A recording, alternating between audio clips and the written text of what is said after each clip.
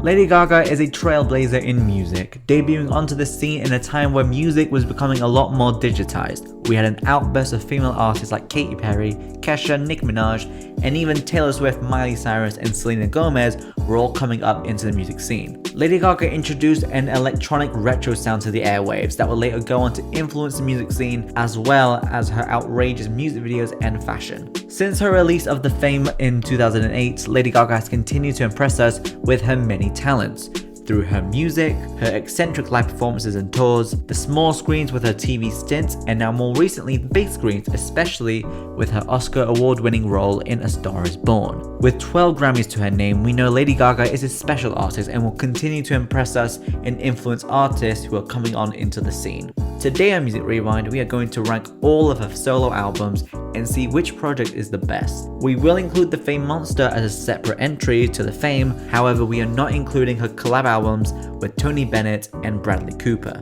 Before we start this video, be sure to like and subscribe and comment below what you think of this video, what you think of Lady Gaga's albums, and if you have any other suggestions. So let's begin. We start our list at number 6 with Lady Gaga's most polarizing album, Artpop. Her third LP was released in 2013 amongst other big female acts at the time such as Katy Perry's Prism, Miley Cyrus's Bangers, and Beyonce's self-titled album. That time of music was very compact and all sorts of genres were going out, but hip-hop and R&B was coming up the most, and a lot of artists were heading towards that direction. With so much happening, Lady Gaga kind of faded into the background because she wasn't doing the same things as her peers were doing in the mainstream. Artpop is a EDM album, and while the genre was popular at the time, Artpop was going for a more harder sound, which could make for a more uncomfortable and overwhelming listen. The now 14-track album is full of great dance songs. The album is pure fun and doesn't take itself too seriously. It discusses themes she has already explored before, like fame, sex, and empowerment, but in a more reckless way. Songs like Aura, Manicure Guy, and Swine are so bombastic and bonkers, and songs like Donatella, Fashion, and Venus are very camp. The album does a lot of different things, which may come across as a bit messy, and looking at the album cover, a lot is going on there too. And as the title track says, Artpop could mean anything. And while I'm still confused as to what it could mean, I still think it's a good listen, but just lacks that stability that makes the album fall. However, it's still a decent listen and I would recommend this album. At number 5 is Born This Way. This album just turned 10 years old, however I still have fun listening to a lot of these songs. This album is about love, acceptance, freedom, and liberation, which is very admirable, and it's helped a lot of people growing up, so it would be a disservice to this album not to mention that. The album has some incredible songs. Production-wise, I love Heavy Metal Lover, Government Hooker, and Judas.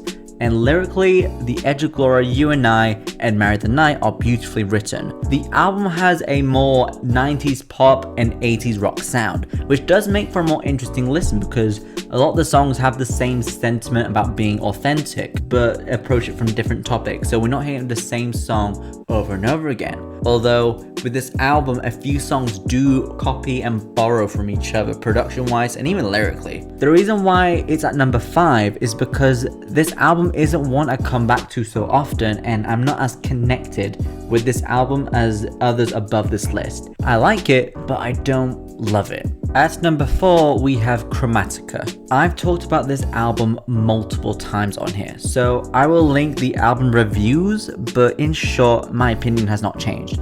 I think it's a solid dance album and it addresses mental health in a way that people can reflect and dance to. I think this album is really good, but I do disagree with some of the production choices, especially on Aside From Above. And there are some songs on here which I think are good but sound a bit outdated or boring. But overall, I like this album a lot.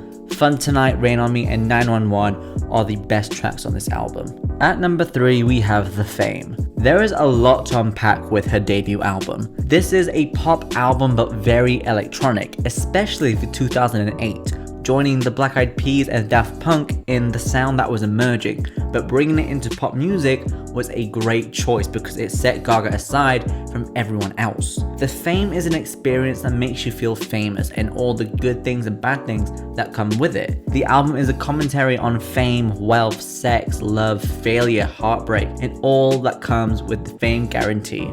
The album has iconic songs like Just Dance, Poker Face, Paparazzi, and Love Game, and some great album tracks such as Paper Gangster, Boys Boys Boys, and The Fame. Comparing this album to Chromatica, there is a bit of a full circle moment because she addresses a lot of these topics, lyrics, and themes on her last album. So we see here that Lady Gaga has lived this album, which makes it a lot less generic and more honest. It's a fun pop record and deserves the amazing legacy it has. At number 2, we have Joanne. This could be an unpopular opinion, but I think Joanne is one of Lady Gaga's best albums. While some people may find it boring because it's less pop and a lot more alternative rock blues, but I think this album is incredible. I love the live element this album has. It kind of reminds me of an old Fleetwood Mac album, with the live instrumentations and less beat. Joanne is a personal album full of pain and anger of what is going on in the world and in her life, with songs such as Diamond Heart, Million Reasons, Perfect Illusion, Sinner's Prayer, and Angel Down, showing her feelings towards certain people and the world clearly. This album does have a fun side despite it not being a club album. Ayo, John Wayne, and Dancing in Circles, especially the latter song, still have Gaga's signature crazy vibe to it, which shouldn't be ignored. What I respect most about this album is the honesty and authenticity. It feels like a real and classic album because everything was made from scratch, and it's something that has begun to cross over as we had acts like Casey Musgraves, Miley Cyrus, Kesha, and Harry Styles all create similar projects that share an influence to Joanne. In my opinion, Joanne is an unappreciated and misunderstood masterpiece. The only reason it isn't my number 1 is because there are a few picky details I'm unsure about with this album, and also I like her darker pop songs more, which is why my number 1 album is The Fame Monster.